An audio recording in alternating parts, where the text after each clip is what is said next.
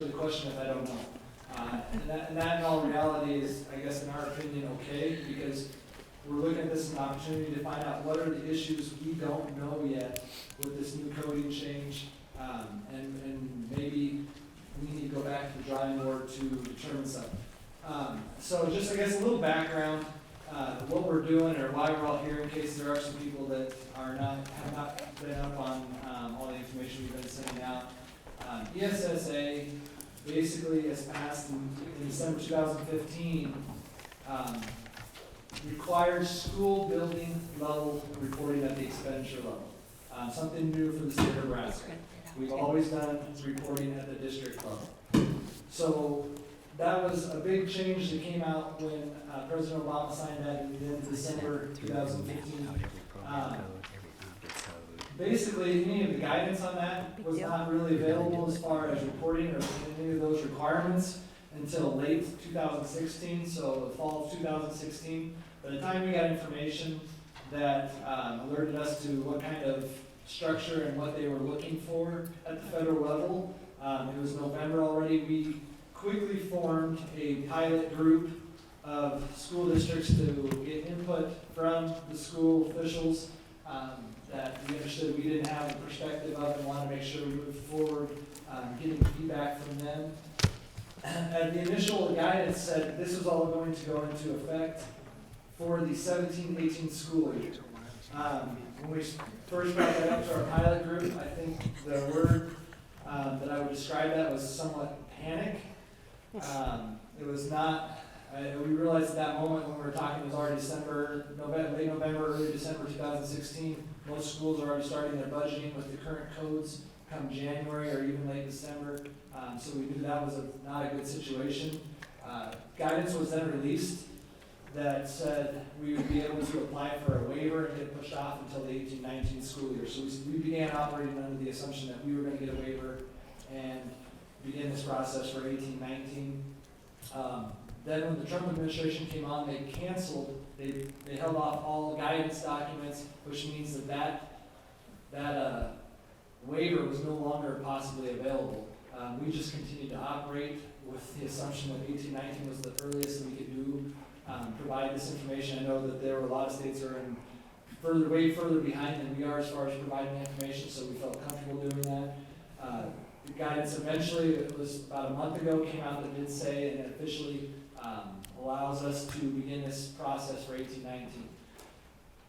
We know that this is a significant change for a lot of school districts. We know this is not going to be easy. It's not been easy on us, and it's all required a lot of our time and starting this preparation. That's why we began this process so early, is we understand it's going to take a while to change over. We understand there's work to be done with your software vendors, work to be done internally at the districts, and a lot of work to be done on our level as well. So that's, I guess, a quick history or backdrop of where we're at with this process of developing this new ESSA AFR for the 18-19 school year. A couple of things I wanted to note before we start to get into some of the specifics was that I think it's important to understand the rationale behind this. And again, this is a federal level reporting requirement. It is not a state NDE position, but there was concern of what school districts were spending at different school buildings within the district. So the overriding concern or the thought behind this whole law change was we need to make sure that schools are fairly treating and spending on the different buildings and kids within their school districts. I'll tell you, I don't feel that this was a problem in Nebraska. I don't think that we have districts who are sending large amounts of their money to single schools within their district and not caring about other buildings.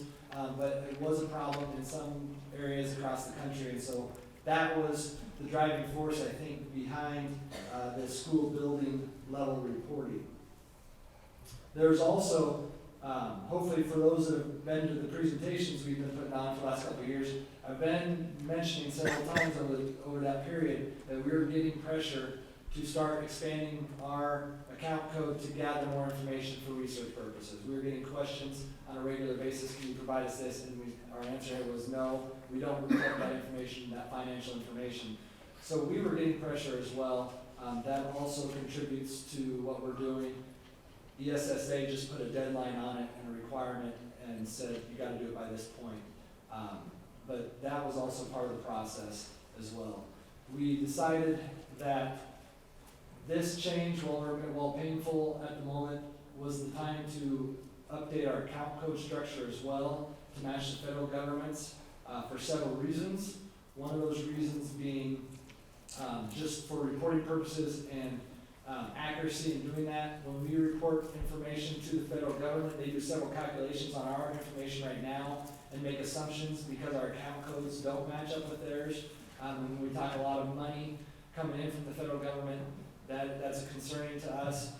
It also allows us to be more comparable to the other states, and hopefully eventually will work better with your vendors who are also working with a lot of other states in similar account code structures. We hope that there's some benefits there as well.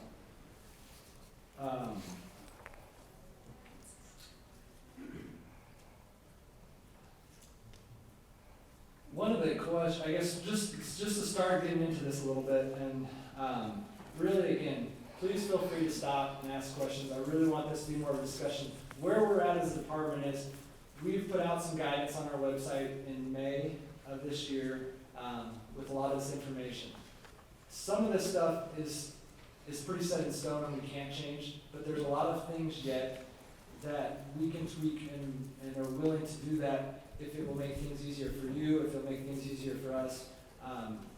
We understand this is a process of continuing to improve, that it's not going to be perfect right away, and so we are open to that. And so please feel free to make suggestions. I've already had conversations with several of you over the phone or by email in the last couple of months, and we appreciate that feedback. I'll tell you that our pilot group had a big influence on what we've done already. I know that they probably have lots of suggestions that they still have or would like to see changes and maybe don't agree with everything that we've done. But they've been very, very helpful, and we really appreciate what they've done and the time they've spent helping us move forward with this. We have several things I think we need to talk about today, but again, overall, I want to let the conversation go where the conversation will go. So as you have questions, we would be glad to talk through those questions. I know even some on our panel have several questions that they sent to us just yesterday, so I know we have some good questions. One of the things, I guess just to kind of start getting into the details of the fun stuff that I know you're all looking forward to keep in mind, revenues are still going to be reported with this new ESSA AFR. Revenues are still going to be reported at the district level. So there's not big changes there other than a few account coding changes. Hopefully, how many of you have went out and looked and saw the new account code structure that's out there, the detail in that, and the descriptions? Do we have many that went out? Quite a few of you. How many have had conversations with their vendors already on this?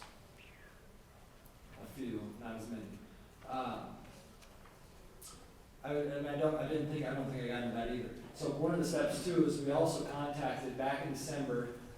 Once we knew this was going to happen, we did contact all the vendors that have been reported to us. So one of the things you'll see on tomorrow's presentation, we have a slide, and I think we have a list too today. If you have a question whether your vendor's been contacted or not, if you reported who your software vendor is to the Department of Education, we contacted them, and we had a meeting with all of them in December to start asking them the basic questions. Our feedback from the vendors at that time was there was not really any concern that they were going to be able to do this. They seemed pretty confident that this wasn't a big change for them. Most of them were already doing it in other states. So again, not a lot of concern. We've had further conversations with them. We've also created a website for them to be able to test uploading the files. One of the big changes with this is because of the account code structure growing so much, we are no longer going to have an AFR spreadsheet, which is currently what you upload into the portal. It's all done through that AFR spreadsheet. That'll go away, and the file upload is going to have to come directly through your software. or up through your software. It's just a CSV file. So we create a website where they can test that. Up to this point, I don't believe we've had vendors actually test it, but they've all that we've talked to have been out to the website and looked at it, felt fairly confident that they wouldn't have any problem with the CSV file uploading, since that's a fairly basic standard file. Bill is actually in the process right now of having phone conversations with all of the vendors. We have a list of questions he's going through to check with them to make sure, I guess just trying to cover our bases and make sure that we can do our part to make sure the vendors are capable of giving you what you need. I'm sure we're gonna have problems there. I highly recommend that you contact your vendor and start figuring out some of the details of how you're gonna work all the details out at the school level that all change for different for every single district. So, and to that point, I think Chris has some good questions that he'll bring up here in a little bit. District level or expenditure reporting, this is where the big changes occur. So basically, we've went through and identified each expenditure at the function level as either a district level, a school level, or there are 3, I think, function codes where we allow you to choose whether it's a district or a school level expenditure based on information that you have at your school level, what kind of expense it is. So if it's a district level expenditure, something like board expenses or superintendent pay, pupil transportation, those you're just going to record to the district like you've done in the past. No big change there. If it's a school building expense, you're going to have to break it out into the school buildings. For those smaller districts, you're saying, well, this is no big deal. I only have a K through 12 one building. And not quite that easy. You still have to break it out between the buildings as and your buildings are identified as reported on that ESU school district. It's a misser's. Data. CDC. The Second. I think it's. And if, while he's looking, this handout references which function codes go between district, building, and then it also has the 3 that are at both levels, for you guys that are wondering. And there are some up here if not everybody has one. We will have them on our website. They are now. They're on our website under the ESSA section currently. I'll find that later, but it's that ESU school district information report you fill out in CDC. There you identify what your school buildings are. So even if you're a K through 12 one building, you say our elementary is K through 6, or it's K through 8, or it's K through 5, whatever it is. You'll identify those expenses to one of those buildings. If you're a large district, obviously you'll have multiple buildings, and those will be identified in that report as well, and that's how you'll code them. So the school building number that will be identified in the account code that comes up to us will have to match what's identified there by the department and sign. Start out, is there any questions on that? Yeah. Has there been any talk with the vendors? I mean, is this something that this cost is going to be passed along to us? Because obviously it's not something they're gonna do for free. It's, what it is. Hold on one second. So we're also, one thing I should also clarify here before everybody, so everybody knows, we had several requests to record this and put this on our website, so we are recording it. We're gonna repeat the questions so they get in the microphone and can be on the recording, so we're not just kind of weird and saying the same thing over again. So the question was, what is going to be done with the costs, essentially, from the vendors for the additional information that they're submitting? I don't know how to turn that on. What it is that the majority of them that I've talked to, you guys pay a maintenance fee. There we go. That you guys pay annually for your software, and all the vendors that I've spoken to date, it will be in one of your monthly or quarterly updates. So there will be no additional charge. They'll take care of it, and they'll just send it in through one of those updates, patches, whatever you want to classify it as. But they said that that will be included in your annual maintenance fee that you're already paying. So. And I'll add to that, I'm sure that there are some softwares out there across the state that are going to have problems with this. I would assume that with 244 school districts, we'll probably have some schools that are gonna have to update their software. So I would assume there will be some costs associated with that. I know, I've had conversations with Connie, hopefully it's okay I share this. Connie had the idea, and that maybe we should look at an exclusion for the costs for the software updates, or either, I suppose if we were doing that, we'd look at both an expenditure and a levy exclusion, because some schools need one and some need the other. Right. I would say from the department's perspective, we would have I'm assuming we would support that, we would have no problem with that. However, with the current climate of the legislature, that's concerned whether something like that would go anywhere or not, but I think that's a great idea, I don't have a problem with supporting that. For a lot of you, I think it will just be an update, like Bill said, but I'm sure there's some districts and some schools that are gonna incur additional costs to be able to meet this requirement, so.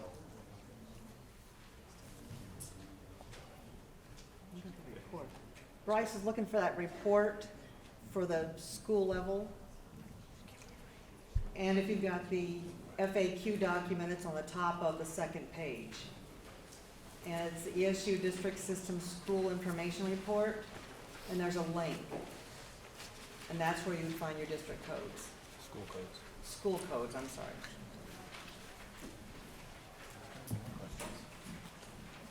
Keep the questions coming, and otherwise we're gonna have to listen to me talk, so. So Yeah, there you go. the codes for the schools have already been identified. If you go to this link, you can get those now. And the question was, is have the codes already been identified, and they have, they're out on our link. I will tell you, Haven't they always been there?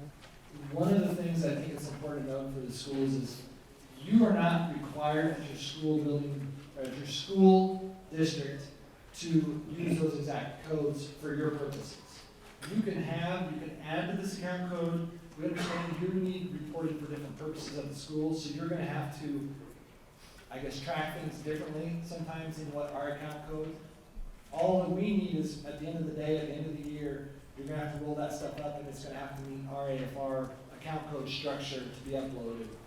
So it's, I would say, highly likely. I would expect that if I was out of a school district, I'm gonna have to put some identifiers on, revenue expenditure account codes to track, different grants that are going through the same function code.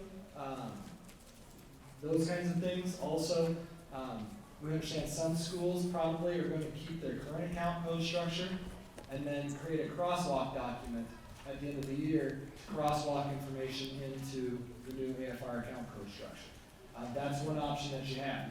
A different option, and I know some school districts are doing this, they're just switching their account code structure over to match, saying, yeah, we're just gonna get through the headache right now and do it that way, instead of having the crosswalk time. I mean, I'm assuming that would be a very time-consuming process as well. So there's pluses and minuses to both ways. Comparability of information obviously is a concern. We know when we make these changes that's going to become more difficult for you guys. It also becomes more difficult for us at the state level and for research there. So definitely an issue with doing this. So Bryce, you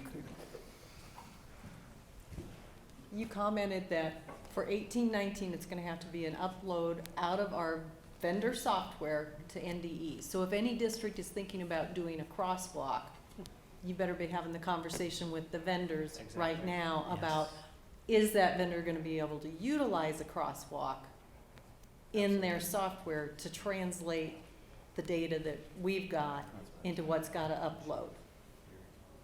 That is correct. And that one situation right there is why you would need to contact your vendor now, because there's not a, I can talk loud enough.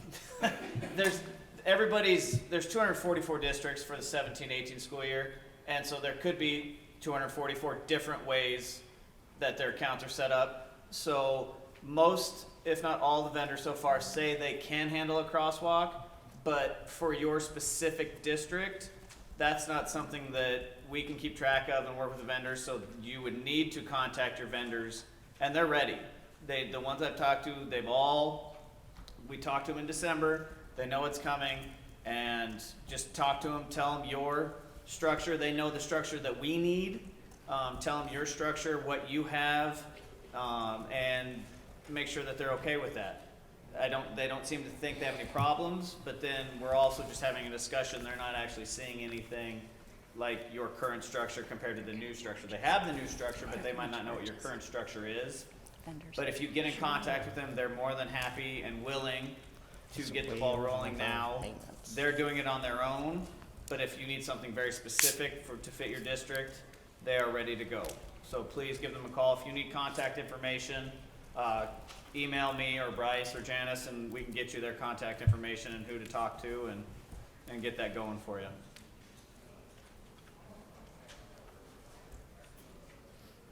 I'm asking you good questions, Chris. That's good questions. I've been in contact with our vendor concerning crosswalking. I'm still a little doubtful as to whether they can make this work, and so I'm operating under the assumption that if that fails, I have to come up with a new system. It was, briefly noted, for example, we have early childhood grants. That's a 3541 account stream, but I have 4 of them.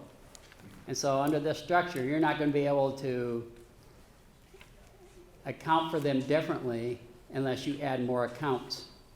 I'm up to 40 digits right now just to help me with my internal accounting. And so this is not going to be a little simple process if this crosswalk doesn't work. But one of the questions I've posed to Bryce deals with the methodology of how do we take district-wide expenses and allocate them out to the individual buildings, because I'm not going to sit there and code toilet paper out to each individual building. One of the things that needs to be discussed is who's going to do that and how is it going to be done. One of the things I proposed to him is build into this system. NDE is already going to have our ADM information, and they're going to use that to calculate the per pupil cost. Obviously, they're going to have the ADM for every individual school. So as an example, the buildings area, 2610, 2620, 2630, we all code to district-wide expenses. But under this system, they have to be reallocated back out to the individual schools.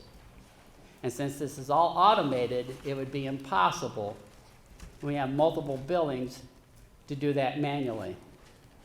So either your vendor is going to have to do that and know which program codes that they are going to allocate out to the buildings, because there's some others like Board of Education, at least for our requirements, can be kept at the district level, whereas these facility ones have to be spread out. And so what I proposed to Bryce is I said, it makes no sense, at least from my perspective, to give too much leeway on this relative to how it gets done.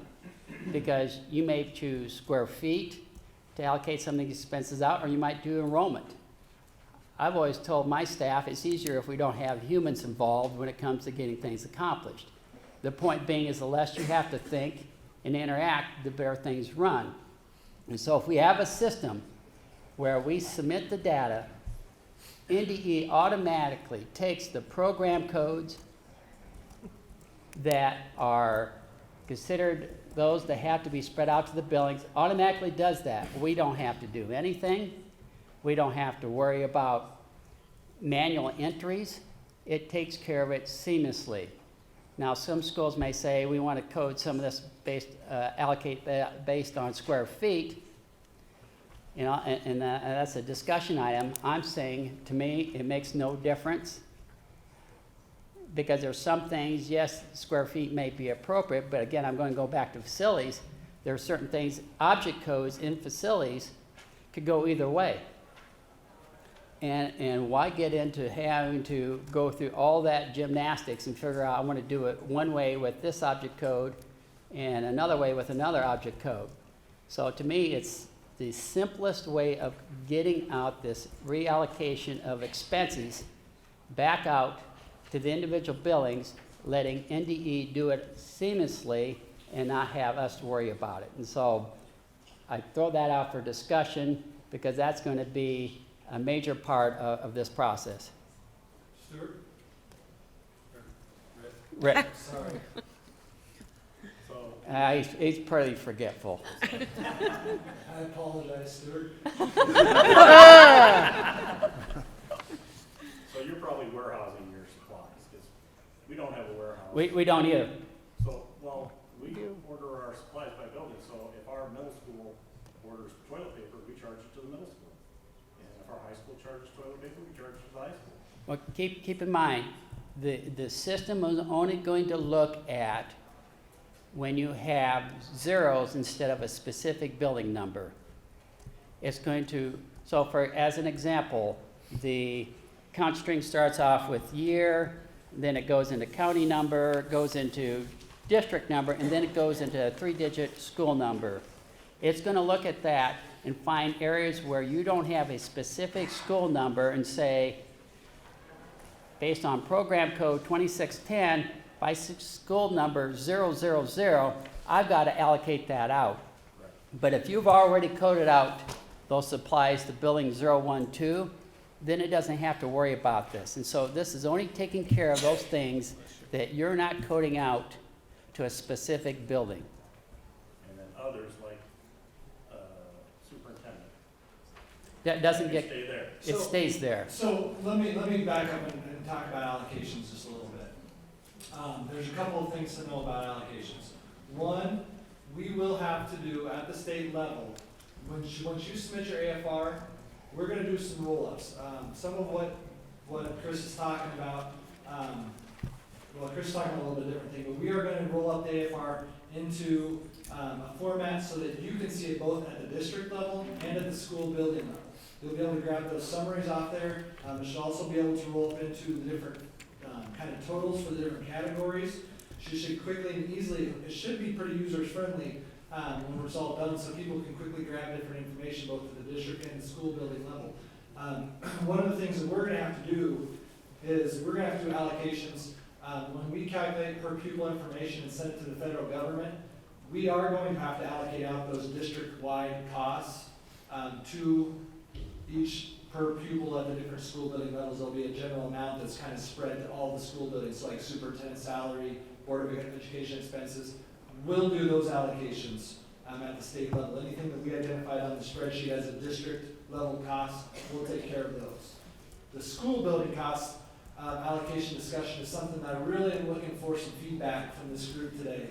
I will tell you, we've had a lot of discussion over this topic, both in the department and with our pilot group. I initially was, I guess I would say our team initially was at the, I guess had the idea that we felt like we'd leave those allocations. So what we're talking about is when a school has those costs, say, I know one example we ran across was maintenance and repair. A larger school has a maintenance and repair department that goes out to each of the school buildings as necessary. So those costs are all kind of district level costs, but they have to be allocated out because those are expenses that are school building level expenses. So how does that school do that?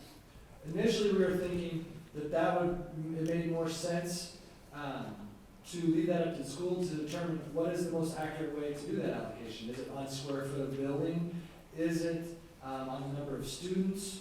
Or any other way? I guess I don't know what other ways allocations are done. We got a lot of feedback from our pilot group and then from others we had conversations with that really wanted more guidance and didn't like that approach. So we've kind of shifted, and I guess where I'm at right now, and again, looking for more feedback and see if this is the right place to land or not, and that is after this meeting, producing a guidance document from the department that says something to the effect of instructional costs should be allocated based on students in the school buildings, facility types, maintenance, repairs types of expenses to be allocated on a square foot of the building basis. And those would be recommendations, not requirements. The reason that I'm still sitting in that place and not so set on the idea of us doing those allocations is there's always gonna be exceptions to what's appropriate, and you may have a situation where if you know, say you're a smaller school district and you have a brand new high school your district just built in a 100-year-old elementary building, and we have those situations across. You can't tell me that your maintenance or repair of that brand new school building is 50% when you have a 100-year-old building that you know is sucking It way is more when of that Sampson does your percentage. building. So there's always gonna be some exceptions, and so I don't know if we wanna go to a hard, fast rule of we will allocate any kind of school building expense that's at the, so when Chris was talking about the 000 level, when you allocate amount, they come to us at the 000 level, which is the building level code, that's a district-wide account code, that is not identifying a building. So those are ones, if it's in a function code, actually, we won't allow them, they won't be uploaded right now to us at that level if it's required at school building level. And that could be changed, and we could do an allocation out. We would have to have information, we'd have to determine then, you know, what method we were gonna do that allocation, if it was square feet of building, and if that's the case, then we would have to have reported to us, you know, square feet of each building. The student information we would have already to do that per pupil expenditure, so if it's done that way. So I guess I'm looking for feedback, what are people's thoughts on that? Also, the other thing I'd like to know, is there other allocation methods that your district uses besides students or square feet for facilities? Yeah. Right, since you're already programming this, couldn't you, if it said there's gonna be anomalies in certain exceptions, those kind of things, can you put a question answer form in there so it's alerted via email? You know, this code, we'd like a little bit more information, because you know there's districts that are gonna be totally different. You know, there's gonna be almost any kind of exception you're gonna think of, because somebody's gonna have those same situations you're talking about. That would be something the vendors would handle, because So basically, if you guys had a question, okay, why are you guys 50 of this, and you know we have a 100-year-old building, and so maybe the 100-year-old building just got remodeled, you guys don't know that. Yeah, so there's gonna be, so you want us to create a document that asks those kinds of Well, if you questions? guys have a question, and you're going, okay, how is this possible, or you have a question, I don't- does it shoot us an email and you just flag it, I mean, is it? I don't think we're gonna get down to the level where we're examining that, to be honest. I think that's probably where the school district auditors would maybe check that out when they're auditing your financials to say, you know, you allocated 100% of your costs here, why did none of it go to that building? That would be probably who would check that unless a question was raised and somebody was researching, you know, why something was done. But on a regular basis, I don't think we would catch that because we wouldn't know. Right, so I mean, just saying, then you probably would never have questions on it, Probably not. so then it's what's left. If you guys are gonna question it, why do we care? Well, because the federal government cares what heck. Well, to be 100% honest, really. Yeah, Unless you call me, I don't care. If it goes through and it's right. I mean, you know, the information we pulled for, I'm sure the information is going to be pulled for research. They will check some of that stuff. When you send in your AFR, are we gonna have time to go through 244 school districts and see that they allocated everything correctly when we're trying to match with the audits? We match our AFRs. We rely on those district auditors to do the detailed work.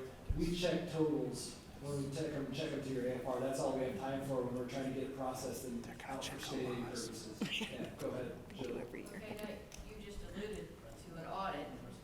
Auditors don't get down to that detail. Are you saying you're going to expand what's required of our external audit? Well, they audit to the district level, their audit reports come out at the district level, but I would think when they're doing some of their sampling, they would have to go down into the detail at times. So will they check the detail on everything all the time? I would highly They're doubt going it. to sample expenditures and that type of thing to make sure they were put in the right account number. They're not going to analyze how the AFR was then put together based on their sampling. So if you're going to want them to do more, you're going to have to tell them to do more.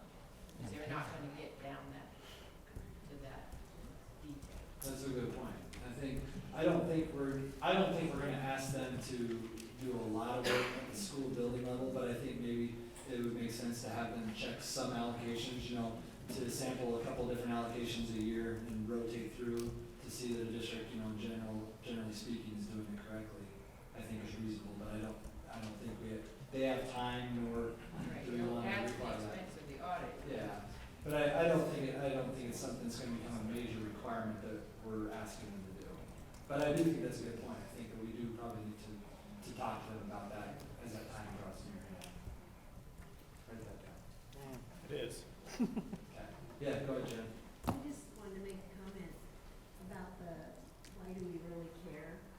I think as business officials in our roles, we do have responsibilities to report information to the best of our ability and to do accounting work to the best of our knowledge. So I think we have to have rationalizations and reasons for why we're allocating.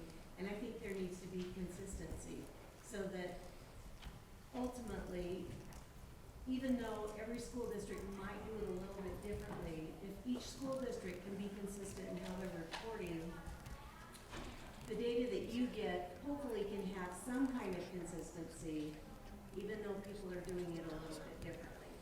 But also, I think that from the outside looking in, when they're looking in, and we don't really care how we're submitting this data to you, NDE, I think that looks bad on us as an entity, because what does that say if we don't care how we're reporting this information to the government?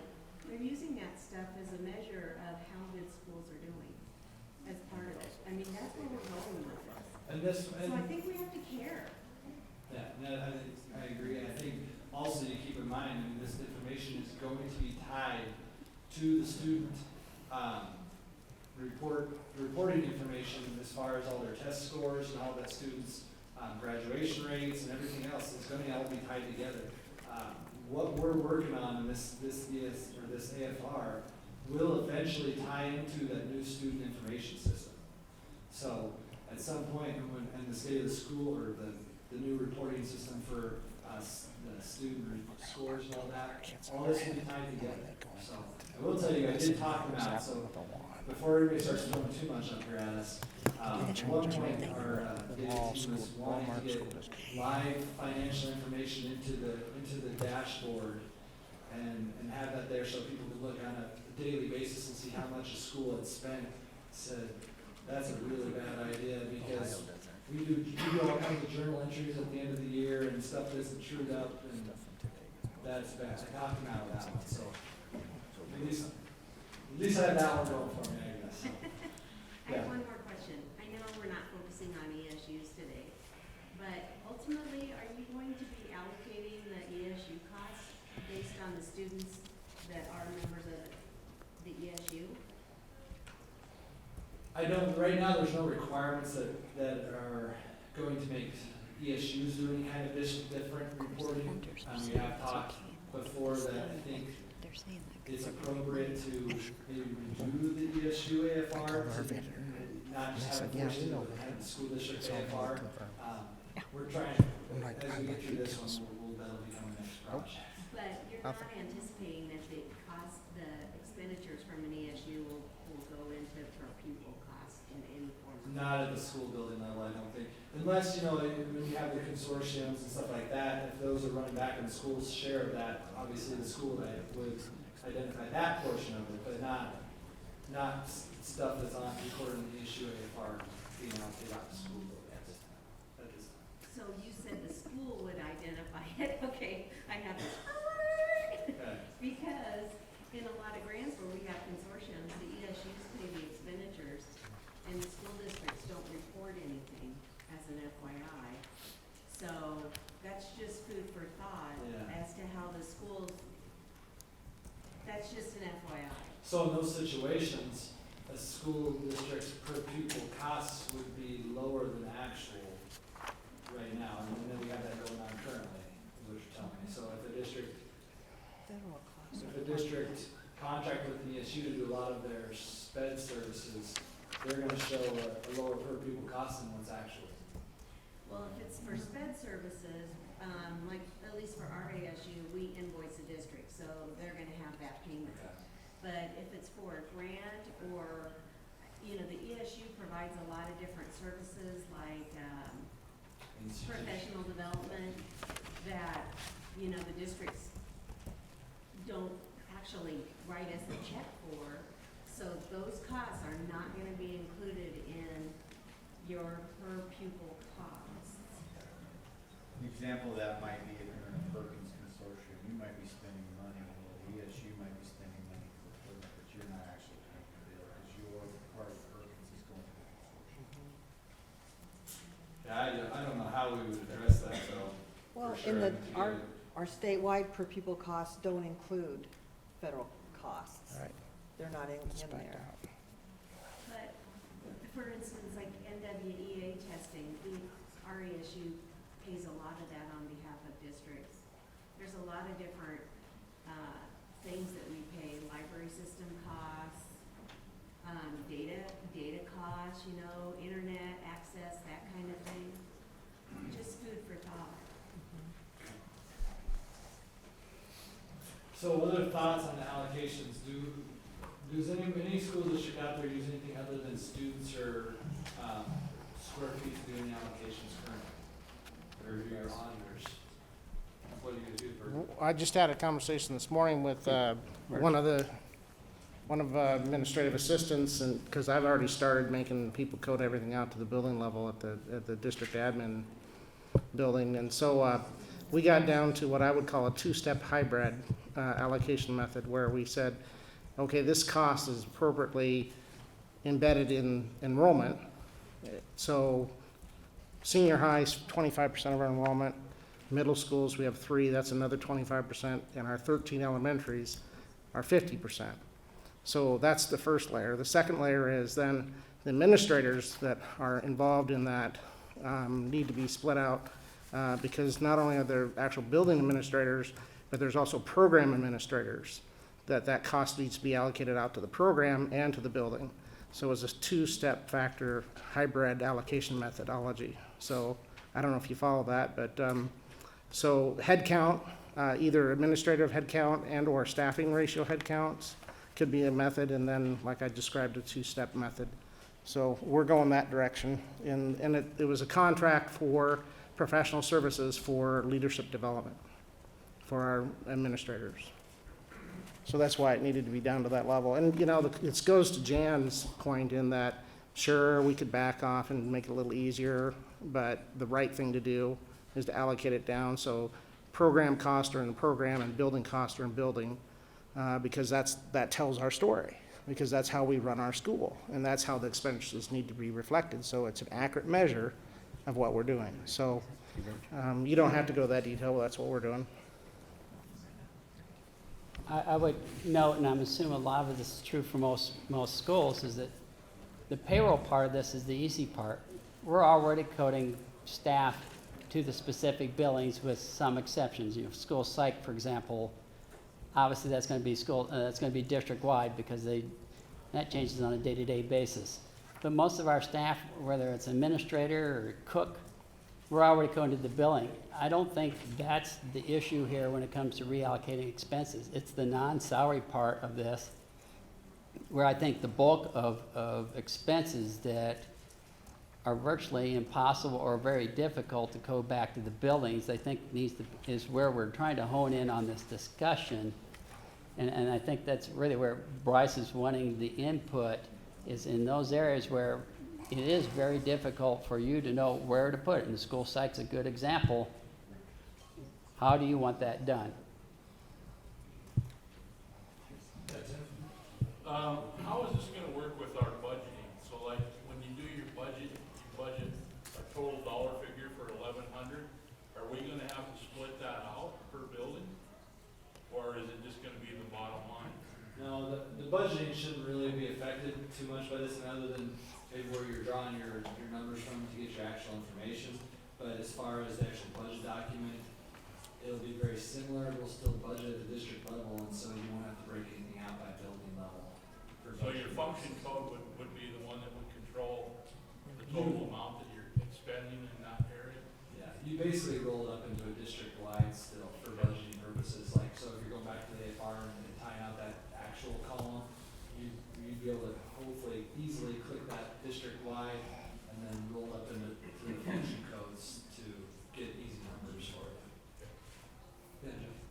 Eventually, Bryce, aren't we gonna be judged about, are we spending the right amount of dollars at the right school based on poverty, so on and so forth? Isn't that where this is going? I think that's really the driving force behind it, is are we, and the question was, are we gonna be judged by if we're spending the correct amount of money based on number of poverty kids in the school, or the population of that school district is appropriate or not? But then I would ask the group the question, I get the idea of being consistent on how we report it, but as different as our districts are, and if you're gonna have different types of staffing at different buildings, of veteran staff, new staff, whatever the case may be, don't we have to have a little flexibility on how we code, whether it's by square footage or count? If we don't, I would imagine we're gonna run into some tough situations, all of us, because our districts are so different. And I would think we would want the flexibility. Well, and this is my offset to that. If I'm doing a major remodel at one of my buildings, that's gonna skew the numbers. It doesn't matter what method. No, that in that case, I can be very specific and code it exactly to that building, so I'm not reallocating out a district expense. You're gonna have those sort of things going on all the time. But those might be bond funds, Chris. Well, No, You're doing it. the bond is a district expense fund, so that keeps district. But if you get into the building fund, for example, there they get coded back to the individual buildings. But I'm talking even in the general fund. If I'm remodeling a classroom, for example, I can code it specifically to that building, but it's going to skew that per pupil spending in that building. You're going to have other things you don't even think about. They're going to skew that. And so you could possibly have questions all the time. I'm coming from the standpoint that I don't think, unless you're trying to play games with the numbers and find a different methodology to even out some of that stuff, I'm advocating, let's not make this complicated. This rest of this is going to be extremely challenging to implement, and the less thinking we have to do, the better. That's why I advocate, let's make this automatic. Let's let NDE do it based on our ADM on those areas where we don't specifically code expense to a specific building. It's simple, and we don't have to think. I would argue though, if we make it automatic, and you get in a situation that it doesn't work for your district, I'm not sure you're gonna be able to serve the kids the way you want to, if you don't have any flexibility. There's just so many differences in all the districts in this room. I get what you're saying from a practical standpoint, but I'm not sure that when we get to that at the end, there's no leeway on how we figure things. I think you could run into a spot based on how you staff a building. But see, you're gonna, I would argue you're gonna have that same issue on staffing irregardless. Because again, to me, this is not a payroll issue, other than a few positions like school psych, some of those things, even billing custodians I can code to the building. I don't think payroll is the issue here. It's the non-payroll items that you're not gonna want to sit and follow a maintenance guy and have him say, well, he spent 2 hours at building X and 2 hours at building Y, and he used this many parts. And so I don't think you're going to skew this by sitting on one system, because your intent's going to be is code as much to that specific billing to be as accurate as possible. But I guarantee you, every year, you're going to have billings that are out of whack. And there's nothing you can do about it. That's normal operating. That's the part of this I don't like.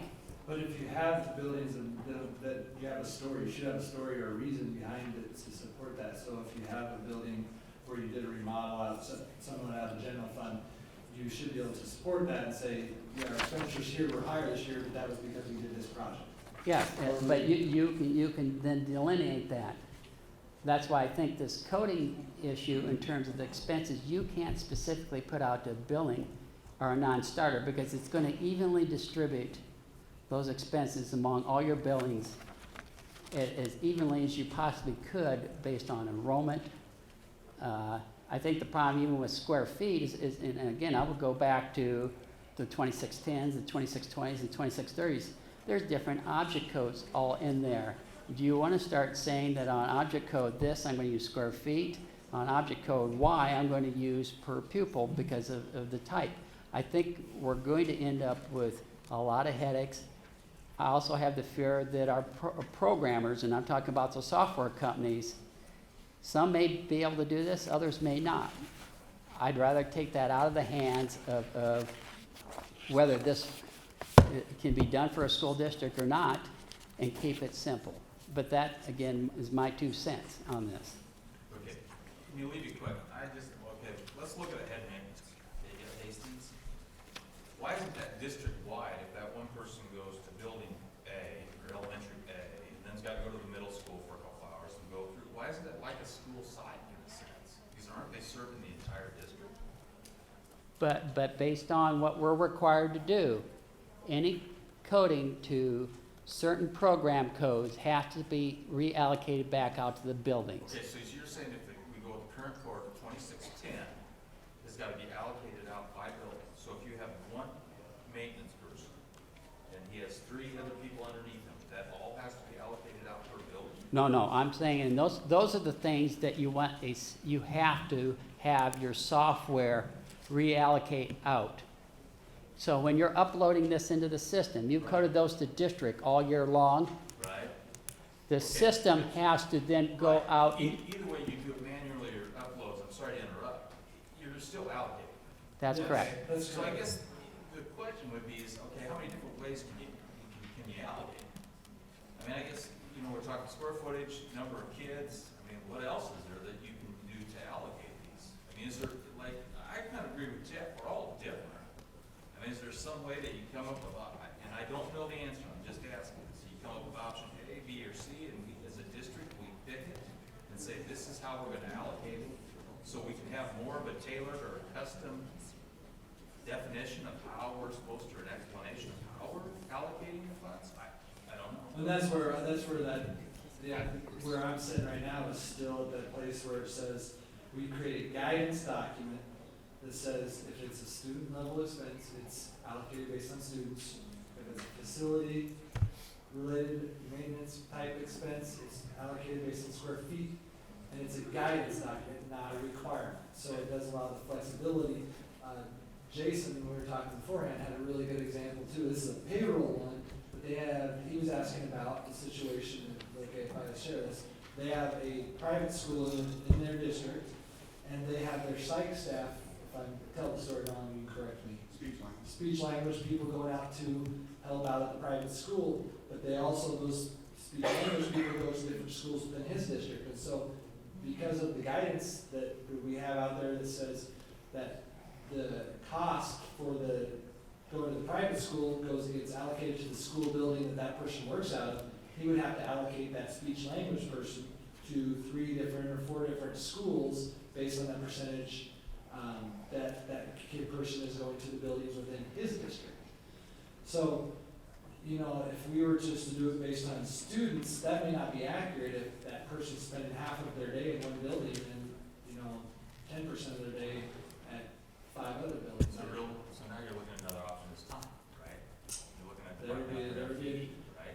that would be time would be another option and that would be how you probably do most of your payroll already. But again, those are just ones you can allocate out. See, what I'm wondering about now as I listen to the discussion is, in Jeff's situation, he could possibly allocate those expenses out to the school building because he can do that allocation on his own if he feels that he knows how to do that and make it work for his district. Where in Chris's situation, if it can't be determined and he wants us to do it, maybe we can work it so that the system says if you code it to 000 in this function code, it's going to get allocated out to the buildings based on square feet. And so we can then, in that situation, maybe we can accommodate both. This was the first time I'm thinking of that, so nobody can hold me to anything. Bryce? Shut the recording off. Bryce, one of the questions I have is we get criticized a lot how much schools spend on administration or central office. Really? And That's only in Omaha.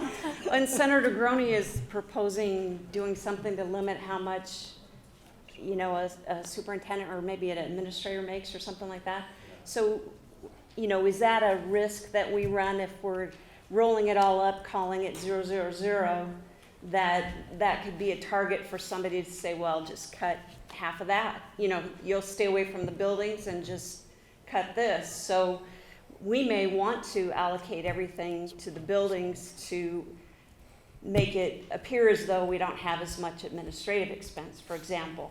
So what would prevent, I mean, you know, we can, Auditors. And that's your audit, when you get audited, they will obviously, they should Point where I gotta question track it. my day. I'm a principal, I'm a superintendent, I cover classrooms, I help in the kitchen if they need help, I go on the playground and cover playground if there's no one there. I do everything I can do to make sure that the place runs smoothly. What's that? Drive bus if I have to. I don't like it, but I do it.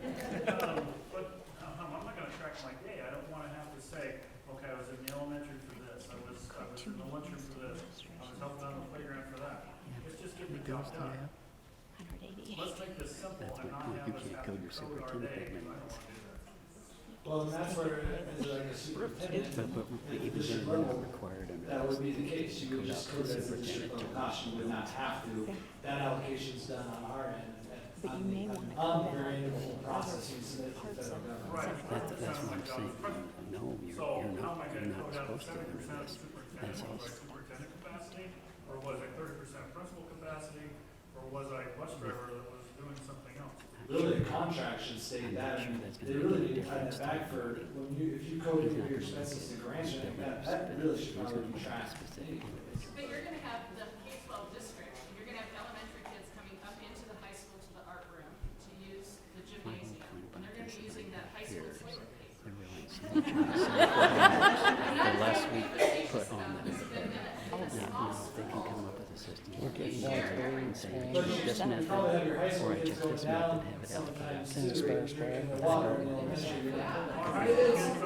Because my fear, my might be force me. Well, the bottom line in all of I this think that's really totally is, fair and appropriate. the current count code structure we have now, we struggle to get every school you have to have district on the parents same and page, accountants using it the square. same way. A new account code structure, we're gonna have the same struggles. You know, we do the best that we can to get the most accurate information that we can. And that's really, at the end of the day, the best that we can do, and we have to be okay with that. But I mean, at some point, you know, yes, there's gonna be situations that go outside the boundaries of exactly where expenses are coded, but it all should wash out, I guess, in the end, you hope. Yeah, Jason. I'm sorry, I'm gonna get in the weeds a little bit more. Summer school code listed by school. So we offer summer school, a jumpstart program for elementaries. We have 6 elementaries. We have kids from all 6 elementaries attend summer school in one building.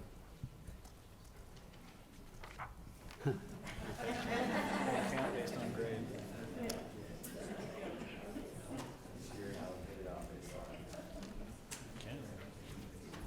If you code it all to district and let the system code it out by student, then you'd be fine. How do you decide what it is by student? We're gonna have a higher proportion from our higher poverty elementaries attending that summer school program. Charge it to More Bowling. more fluent. That's what we do. I mean, Is that- it really doesn't matter. Okay, so your tenant building, I think you just would allocate those costs out. Right, To right. the school buildings based on the number of students attending each building, probably. Okay, so we have to look at enrollment and divide it back out based on. That might work if you have 50, it's not gonna work if you have 600. Right. Need to hire more staff. I agree with the hybrid you came up with, as far as if you don't like the way that you're gonna say that you're gonna allocate it, do it yourself.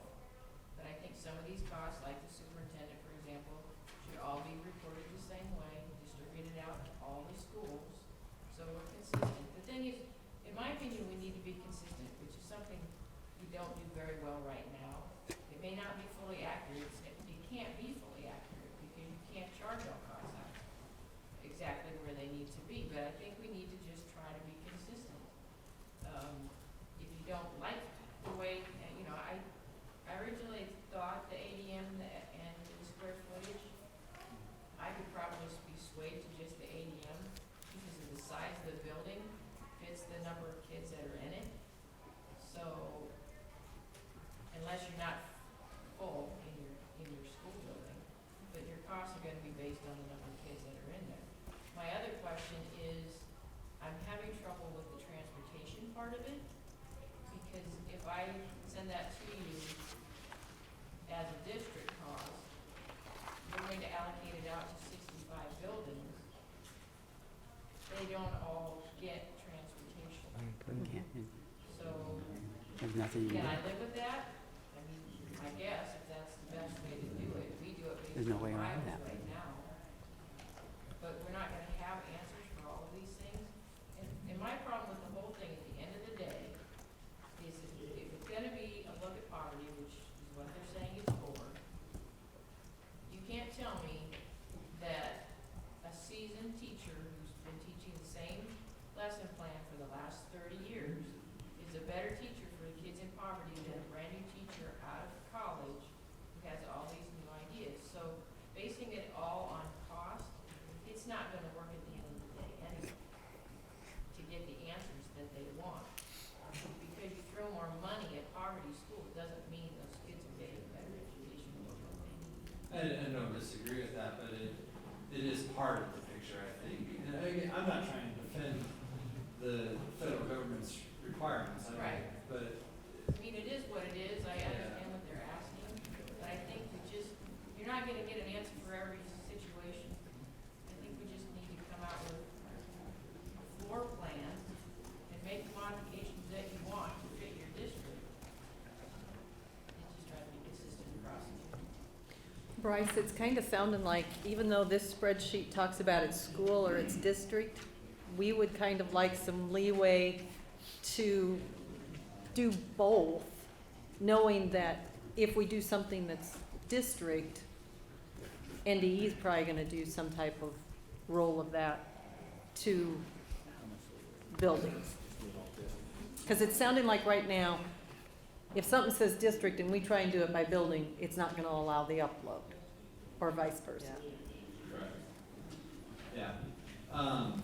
And that's something we would have to look into because I do know that we are required to identify That's just my question. what is district, what is, we have a couple that are both, so we have allowed it in a couple of count codes. But that, I don't know, that raises some concerns for me for sure. Go ahead. Well, I guess I'll throw a wrinkle in it in that it would only be expenditures actually coded to the transportation object or function code. Is that correct? You would do district-wide. So if we happen to have transportation expenditures out of our poverty plan, because we target only specific schools and with the highest poverty ratio, those could be coded directly to those buildings. So transportation, I mean, Well, that's yeah, what I'm asking. I believe that is correct. You would be able to code that as transportation under pupil or under poverty count codes. Right. I guess maybe that's a question for the group too, is should transportation be a building? I guess we got some feedback and felt like that was You can't. gonna be a really difficult one to allocate out, so we thought it would make it simpler by keeping it at the district level, but, is that something that Ours- people feel like should be at the Where you building? mean, we didn't have any transportation. We got poverty money, we spent $1,300,000 on transportation now. So it's totally poverty.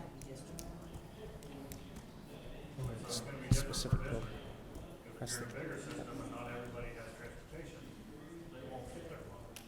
But our model is, if you got a kid and he wants to get on the bus or go by your house, we'll pick you up. Yeah, ADM is gonna be exact, how many high schools right in the sports. Don't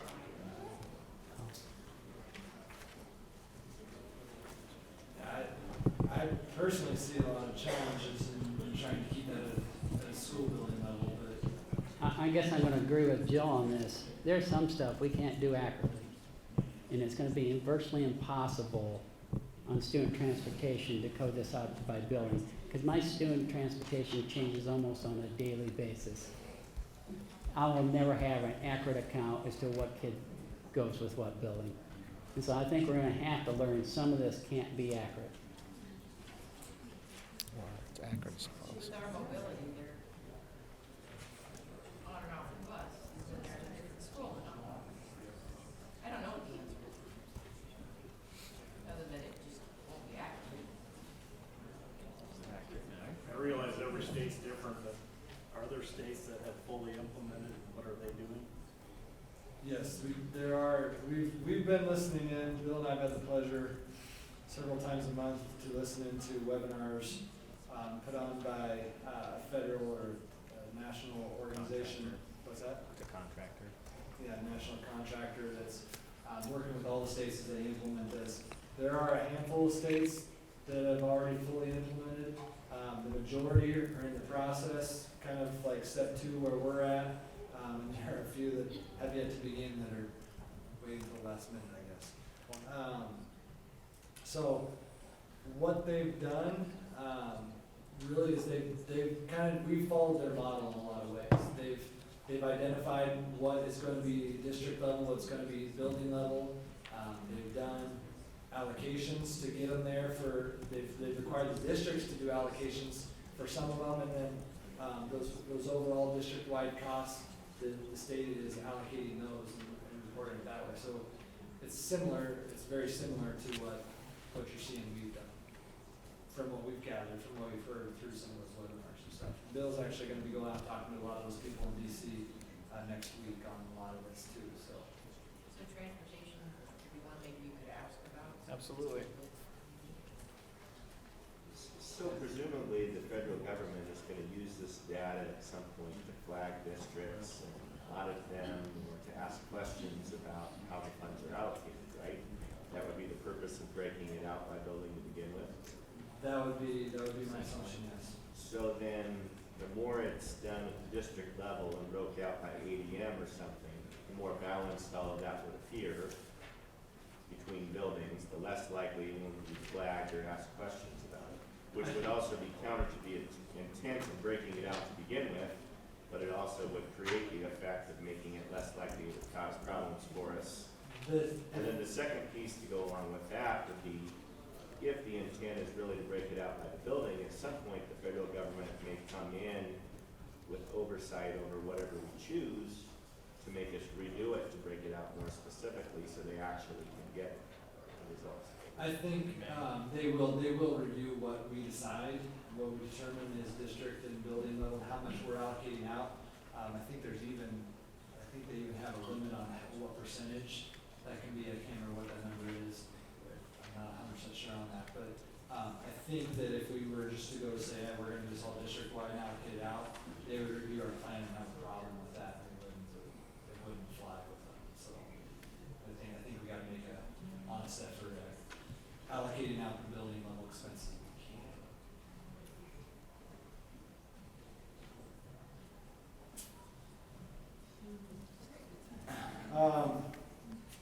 I want to give our panel up here an opportunity to talk about a little bit of what they're doing with their districts in response to this. One other topic that I wanted to bring up was reporting. I know the questions come several times to us from different people. Okay, so we get this new AFR account code. How's that going to affect all the reporting that we're doing as far as CDC, GMS, FFR, the SPED reports, all that stuff? I guess our answer to that is it's going to change. We're working on all that based on this conversation we have today. We are planning to go back to different teams across the department that are requesting these reports and are using our AFR account codes and find out what information they need. We're going to work on crosswalk documents that we're going to create that will say, this was under the old AFR, was this account code. It'll now become this account code that we can make available both to them and to the school district officials. With the FFR and the SPED reports specifically, both of those are being looked at being redone, and they're going to line those up with the new AFR, so hopefully that's a smooth transition. They're waiting on getting all the final 1819 AFR information, so you'll see those changes come out in a couple of years with the new account codes. Say, Bryce, a couple of questions on the reporting. In the AFR, there obviously is going to still have to be some manual input, such as the beginning and ending cash balances, county treasurer balances. My question is right now the requirement is that we manipulate and I use that word loosely, the data so that the beginning cash balance plus the revenues minus expenditures equal the ending balances, which, as I've discussed to you, I don't agree with, because I have to then manipulate my revenues to make that work. Are we gonna still be required to do that, and how is that gonna be done if all the revenues and expenditures are pre-populated? Yeah, I think that process will probably stay the same. I think you'll have to input those in there. But my question is, right now, we're flagged, if you take beginning cash balance plus beginning treasure balance plus revenue minus expenses, and it doesn't equal the remaining two items, Correct. is that going to change because we are pre-populating all these other accounts, or do I have to still go back and manipulate my revenues so that that balances? It should still balance. I don't think that will change. And you will be able to do that, and that's one thing we haven't talked about either, is along those lines is, once that upload's done, Janice can correct me on this part if I'm wrong, if I say it wrong, but you will be able to go into the system and make those corrections in the AFR directly in there, after you've uploaded that into the portal. Still have the warning, so. Yeah, but just the warnings will still exist, Right. similar to what is there, what's now. My other question is on the per pupil calculations. Right now, the system deducts things like capital outlay. There's no capital outlay in this new object code systems. They're spread out all over the place. Have you given thought to what's going to factor in the per pupil calculations? Because obviously we're not going to have a same system, and so there's not going to be any correlation between the old system and the new system, because you could end up with much higher, much lower, I don't know what system you're going to use, per pupil expenditures. Those are all, that's all guidance that's given to us by the federal government, so we'll have to go in and identify the things that they require us to take out, just like we do now. Are we going to get that guidance as to what specific object codes are going to be deducted out? Well, we have that available now. We provide that now to how we calculate per pupil expenditures. We'll provide that with the new information as well once that's done. Correct. I guess, one other question, and I'm asking why, unless the federal government is telling you, we are having to have reports that reflect the building level activity in the activity fund and the student fee fund. To say that each building should be proportional, it makes zero sense when these are a bunch of clubs, individual fundraisers. The expenditures and revenues have nothing to do with anything the school controls. We have one aggressive principal versus another. We have multiple student groups. I don't see how that provides any useful information. I don't think there'll be the scrutiny on those kinds of accounts like there is in the general fund, no, but I do think we'll still need to report that. Well, we're still going to have district level activity accounts. Are those going to have to be allocated out? And as I read this, we're going to be forced to allocate those district level activity accounts back out to the buildings using some type of system. Yeah, we have to allocate them out. I'm not sure the purpose of that, because it serves no useful purpose. Then my last question, and this is really getting into the weeds. In the final SPED reports, one of the transportation, we have a line called mileage to parents. I have an object code 332 that's mileage to parents. I have an object code 519, transportation, purchase other services. In the description, one of the things listed is mileage to parents. And there's other codes like that, but I just chose those two in particular that are confusing because they say the same thing in the descriptions. And so, in particular, in the SPED final transportation report, which one of these are we to use? Yep, this is a piece, I agree with that. That was duplicated. And as we work with those codes, we're finding you know, because we pull those in. So I appreciate him finding those. The 519 So is the that- federal one, the 332 is the NDE one that just Right. got missed. Yeah, and that shouldn't have been there. So we were gonna pull that out. So if you see other ones, let us know. So that was a duplicated code Yeah. that we have to pull out. So you're deleting 332? We will if there is a NDE code and a federal code that match, we will delete the NDE code.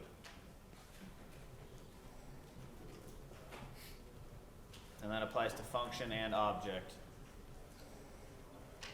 But we will also have a crosswalk reference saying, what is that, 332 in 1718 will be 519 in 1819. So we will let you know if we changed it, what it was and what it is. And what it will be. I'm done.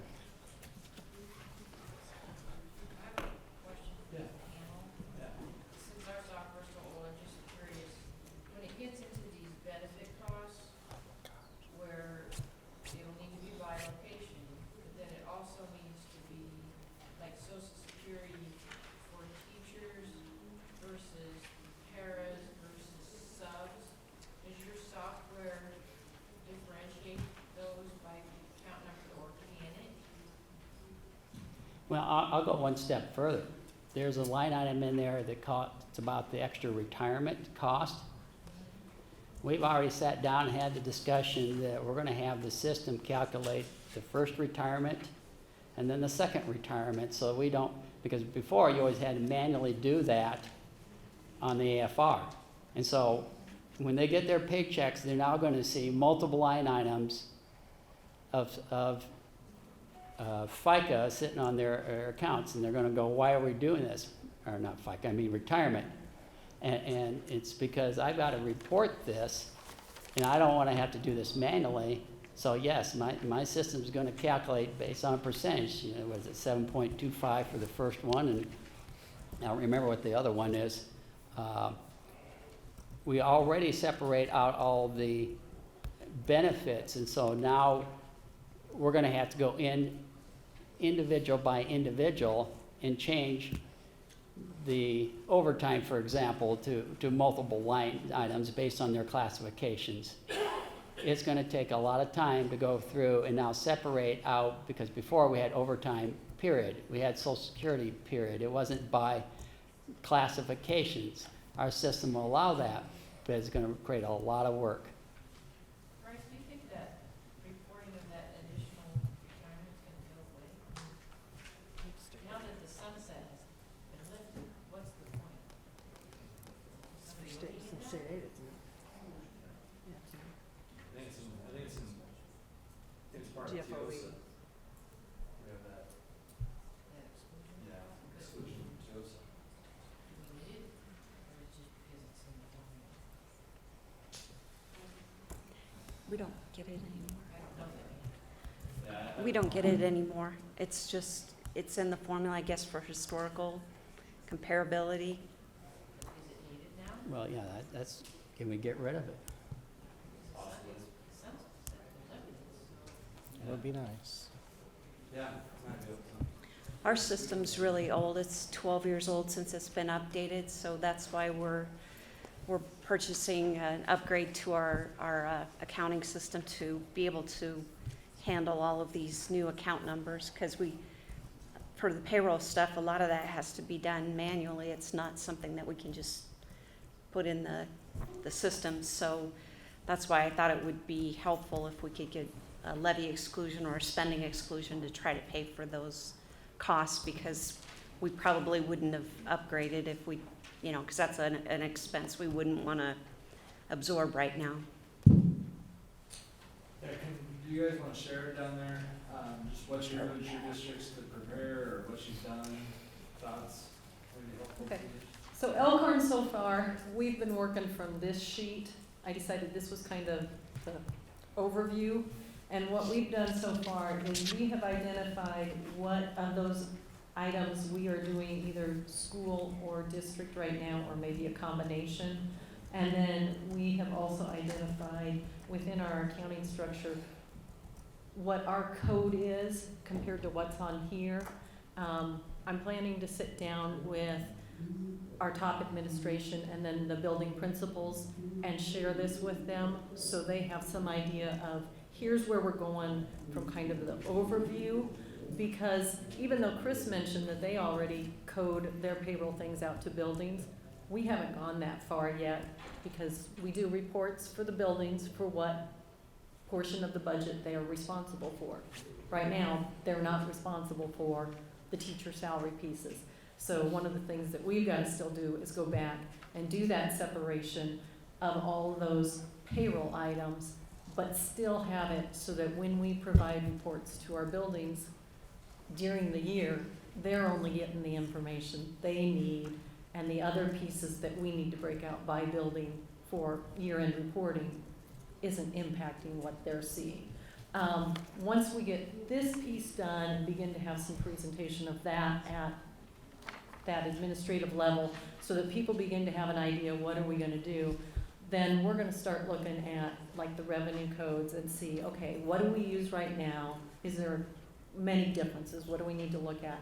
And then we're going to start diving into those expenditure objects and try and figure out, okay, here is our current expenditure, here's what it's going to end up. We're kind of developing a crosswalk, even though I don't think it's going to end up being something we can use with the vendor. I'm also starting to write down questions that I'm going to end up submitting via our ESU that helps us with our software to the vendor. We've already had some conversations behind the scene where I asked them, can the vendor help us take our assignment information that we have on teachers and our current accounting codes that's in their pay rates and help us then split things out by the building? And they have come back and said, no, we can't do that. So I know that as soon as we get our budget uploaded, we've got to start working on going through and begin to recode every single pay rate that we have out there for every single person. So it's interesting that she's using that. We're using the listing that NDE provided for the function and for the object. And so I've gone through and anything I wasn't using in the current list of account elements in those two categories, I deleted. Anything that's new, I've added. And then we're targeting different areas where we want to try to test it out this year for like, if you look at the codes on payroll, you'll notice that technology staff is separate from all other non-instructional staff. I still have a question of why that is. It makes no sense to have them pulled out separate, but it makes an easy target for me to practice with for this whole year. So I've already recoded all those people to the extent that I can within the system now. I would still need to use a crosswalk to report it to NDE. So we're going to end up with exactly that, where we do as much actual adoption of the function and the object codes to the penny that they've identified by the start of next school year. And then we'll still have to use a crosswalk to do the reporting because there's no way, because our vendor will not let us modify our account sequence, and we don't use a single digit 1, 2 for revenue expenses. We use a 4-digit object code, 4 for the revenue and 3 for object code. So we're going to have to use a crosswalk no matter what. So we're going to try to adapt as much as we can and go from there. So I'm presenting this information for the first time to our secretarial. The iVisions is our software, so the end user group, there's about 50 of them. Tomorrow morning, I actually have a half-day workshop with them to start laying all this out and what has to happen, both the building level and the district level administrative assistants that work in the system. So we're going to train them, we're going to identify the things, we're going to ask for feedback from them and go from there. And like I said, I've already required district level administrative assistants to code things out to the building level to the extent that they can. So we're already doing that, mainly at the federal and the community, the level 3000 function. Community service, that kind of thing, state grants and things. The thing I'm worried about is we have an extra 4-digit, we call it type on our account system that we track and do the separation of the different programs. So if we have a carryover money from title, we'll code that from the year prior fiscal year in those last 4 digits. And so we lose that functionality, or we have to do it and somehow figure out how to do a crosswalk. So that's actually where I started when I decided how we were going to approach this problem. I actually took our account code sequence and took a common accounting code and matched it up to the NDE, and I got to like 15 different things that I had to point through a crosswalk to make it work if I left it the way it was. And that's just gonna make the AFR process so incredibly hard. I didn't wanna go down that road. So I'm trying to balance it between what we can do, but we're gonna be like Elkhorn. We're gonna literally, I think I have 15,000 line items. They're all gonna go away, and we're gonna recode and put everything back in and recode everything. It's almost like 9 years ago when we did the new software that we're on, where it's all, and then I have problems with all my reports are worthless. They all get deleted, and I have to rebuild all my reports. I lose all my backward looking functionality to compare what did I spend on kindergarten 3 years ago to what I spend 3 years from now. It's not gonna be comparable. So there's a lot of pain. I mean, there's no ands, ifs, or buts about it. It's, I bet I've spent 60 hours on it on myself, just separate, just doing the work that has to be done just to try to understand the path that we as a district need to take to make this happen.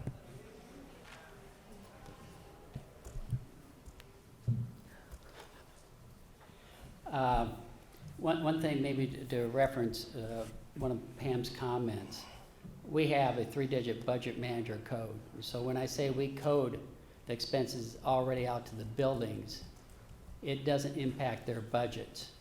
So for example, we use the budget manager for payroll is 910. Well, the only budget that goes to is payroll. So it's not hitting the individual building's budgets. So for example, my budget code's 510, so anything to 510 budget code comes out of my budget. We have separate ones for every building principal, every supervisor. So that's how we get around not coding those specific expenses as part of a budget. But I, kind of like some of these other guys, I have spent a lot of time mapping out each individual program code, every object code, which is probably one of the more challenging parts, is to try to figure out how I'm gonna lump 25 object codes down to one, because I don't have any, we used to track plumbing, carpet, all that stuff. I can't do that with these codes because it's one item. And so I've sat and mapped all that. I've also mapped the fact that my fund numbers aren't 100% equal to what NDE has. I then sat and looked at, can I crosswalk all this? And talking to the vendor Thursday, I have my doubts that they're going to allow us to have 2 different sequencing, one for our regular way and one for the new way. Or this will be the first time we've actually been legally allowed to keep 2 sets of books. Unlike what Grandma is already doing. And so my fear is I am going to have to implement this, and I mentioned earlier, I've come up with a 40-digit account string. The first 28 digits are what NDE is requiring. But I can't track English from science. And so if you have individual department budgets in your, say at the high school, they're not going to be able to use these codes and track the difference between science and English and math. And so I'm going to have a second program code to split that out. Same thing with all the clubs and the activity funds. I'm going to have that program code to keep the key club from the fishing club from all the other clubs. Can I ask a question of Bryce based on that? So Bryce, the 1100 regular instruction. So as Chris has just mentioned, that's everything. That's math, that's science, that's social studies, art, PE, music,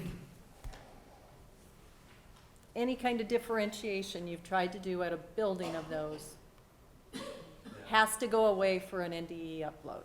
Correct. Okay. But we have that now, and our county system rolls it all up into the 1100. Sure.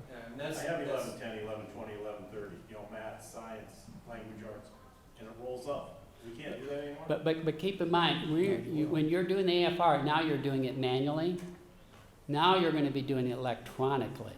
That's where the problem's going to occur. Unless you can get your vendor to say that anything that starts with the digits of 11XX rolls up, and you're going to have to do that with the 1200s and any grants that are spread out which I'm skeptical any vendor's gonna go to that depth.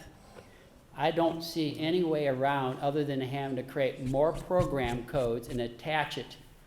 Because the one thing that I think your vendor will allow you to do is take these first 28 digits, and everything you add to the side gets ignored when it gets uploaded. But you keep them for your own internal purposes. Otherwise, you can't separate out the math, the science, the fishing club, the band, and all these other activity accounts. I don't see any way around it. Chris, who's your vendor? Infinite Visions. Tyler Technology. Then after that, I'm going to have another 3-digit object code. You can't, and I'll use worker comp. I can't separate a custodian from the secretary in the facilities department. I have a 3-digit code that says basically all non-instructional staff, 111. So you can't even tell what a social worker's your costs are versus a technology staff person. They're all coded the same object code. So I'll have a separate object code, which I think at this point will only be in the payroll area. And then I'll have the budget manager code. That's another 3-digit code. And then I'll end it with a 2-digit program code so I can track the different buses for the SPED transportation report, for the fact that the buildings that are not instructional are coded 000. I got to be able to still separate out what's central office, what's the transportation billing, what's the facilities billing. We have another transition building. And because they all have activity accounts, that's the only place I can have it. And then when in IDA, I'd be able to separate between 02 and 35, and then I have a Century 21 learning grant. And so I ended up with 40 digits. But that's the only way I can internally account and still do all my reporting. And I'm fearful of all the time I've spent setting up reports, setting up different processes. They're all gone. Between that and budget cuts, which we're going to have to discuss this next year, I wish I was at retirement age. Based on what Chris said, I think we're all in that boat.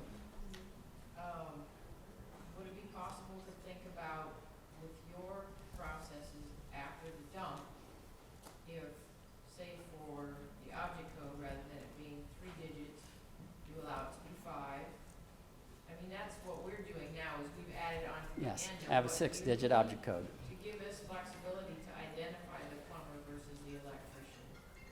To expand on the numbers that you've already set in some of these areas, so we don't have to have a 40-digit number, that we can have, what it would be, 38.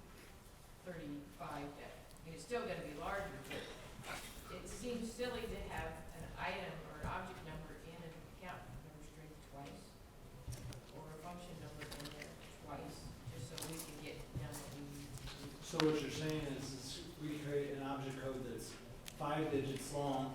We only use the first 3 to roll it up, but it would allow you to have it in your system as a 5, so you could use the last 2 digits for your purposes. Yes. That we wouldn't use it all. I mean, it would just allow it to upload and then we just kick it out and Yeah, we say would be whatever. limited to 99 choices, but I would think that that should be sufficient.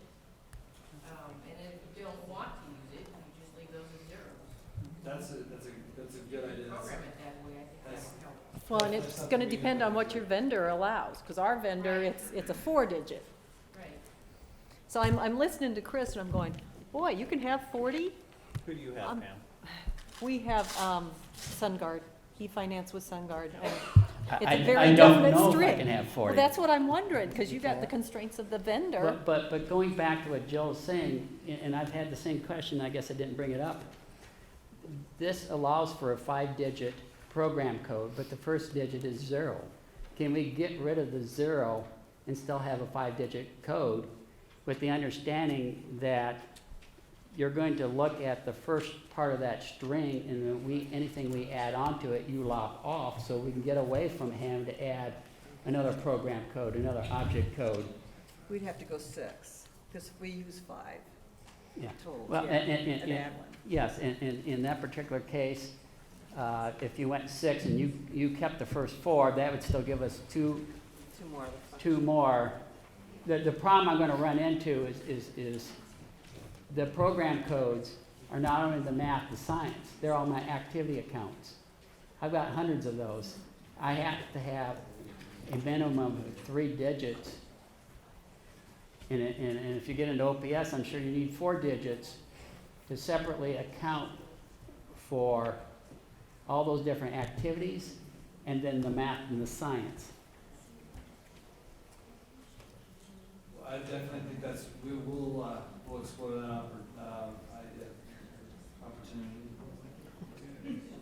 But I would definitely talk to your vendors on how big or how many digits you are allowed at each level. I'm screwed if I can't keep track of all this activity, because then it virtually invalidates our accounting. I would think they'd be able to fall in the county and district part of that, across the board, on their dump. I think those would be.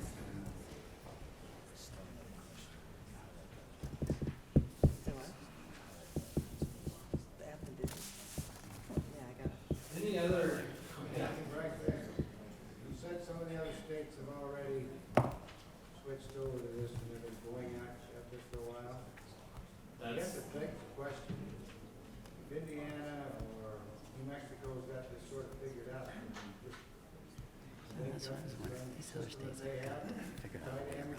well, that's a lot what we've done. I think this question with the vendors, I'm wondering if one of the questions we need to ask on our phone calls is, what are they seeing, how many digits are they using, would that work for them? So I think, and how are they doing that, working with their other school districts in other states, so. Yeah, we'll do some more research on that, and see what we can find. I would also recommend you talking to your vendors on that as well. And especially if they're a vendor who has worked on some of these schools in other states, see what they've seen or what other schools are doing. Yeah, go ahead, Dave.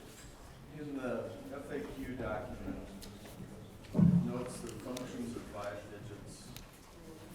On the expenditures spreadsheet provided, you're showing 4 digits. 0. Shows. It's 5. It's just we did put the zeros in there. With Excel, it literally cuts it off. It's deleting 0. So it is, if you actually look, it's 0, 1100, 0, 1115, 0, 11, 20. If you put it in pop That's the screen, way so the I'm gonna federal keep that coding 0. is. Do what? Is that the way the federal coding is? That's the reason for. That's for us, because we have certain codes that are lower, like 2200. It's 5 digits. The federal is only 4 when it comes to function and. The roll-up codes Yeah. are 5-digit ones. When you look out, when you roll stuff up, that's in the. Things don't work well when I start with a 0. Right. With personnel coding, apart from the superintendent, we're gonna have to touch every employee. Using certified and classified right now, our certified staff are 110s, our classified are 140s. We're switching all the classified now to 110, and certified to 101. That's just because the way federal codes are? It's matching up with the federal cap codes. Another one? On the object code list that you provided, we've got code 101, salaries paid to teachers. That makes sense.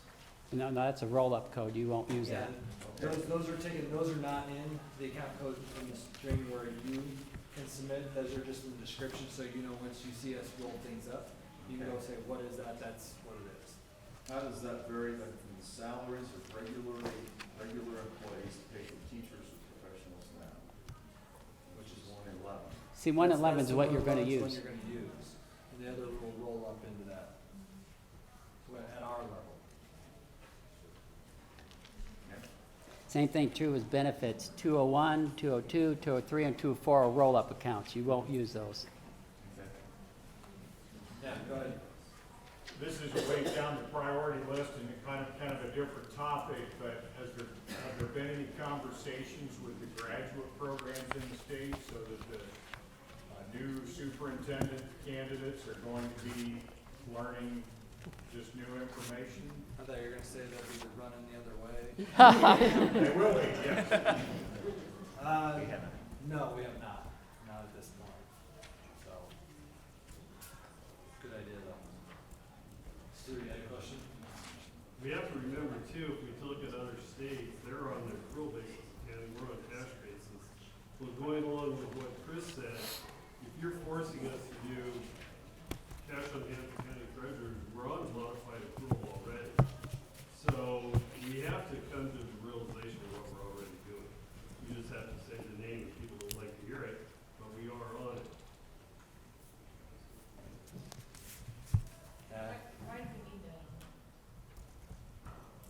Is that an auditor account?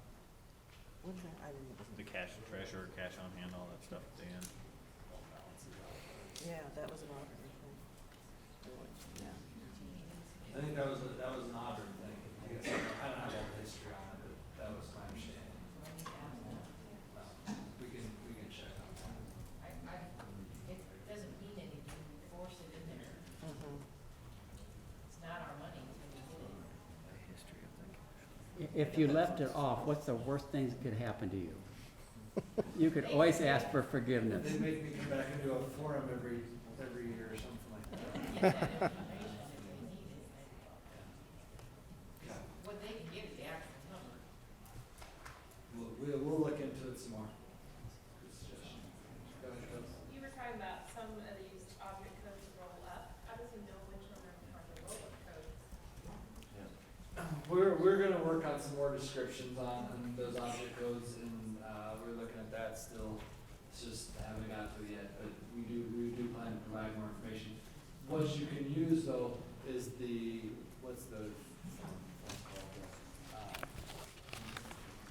The master list? the master list is the one you want to use, because we don't include the full account codes on the master. Those are the only ones you can. I would note that one of the things I've asked for is what the main header information is for objects and programs. And right now, we have like salary, fringe benefits, purchase services, all that is changing. You know, it's gonna be helpful to know those new categories. For example, if you're entering stuff into the new GMS, they're probably gonna fall somewhat. And so, I ran into that same problem, is I'm trying to figure out what are the headers and what are actual codes. And I think as Bryce said, the only thing I can come up with is to look at the 50-page document of master list and look at what codes they left in there. And that does roll up and shows you the totals or the kind of the heading totals in that master list. Is that one of the items that you shared recently on the website? It's on the website, on the ESSA 1819 website, yeah. Other questions? $68,000 Yeah.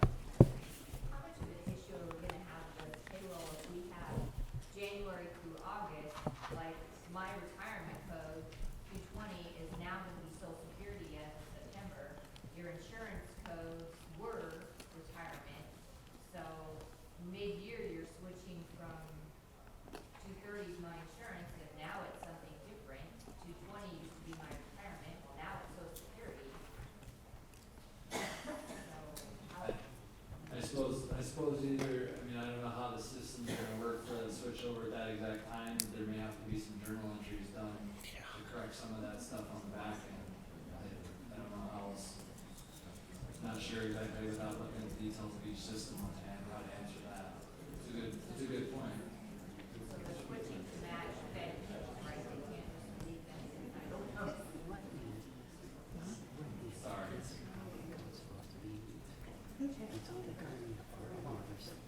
Other questions?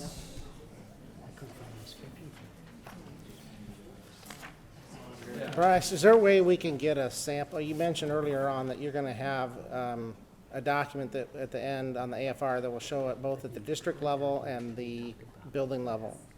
Is there any way you can provide us, a frustration I have is I can't visualize the end result.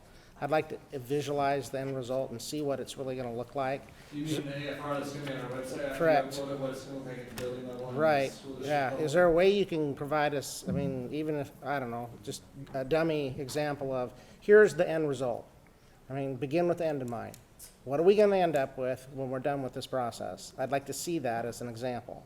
I will talk to our programmers about that and see where they're at with that process and if they're at a place where they can maybe even put out kind of a sample site where we could say you can go through and click on this You and bet. put a sample school on there or something. Yep, that'd be great.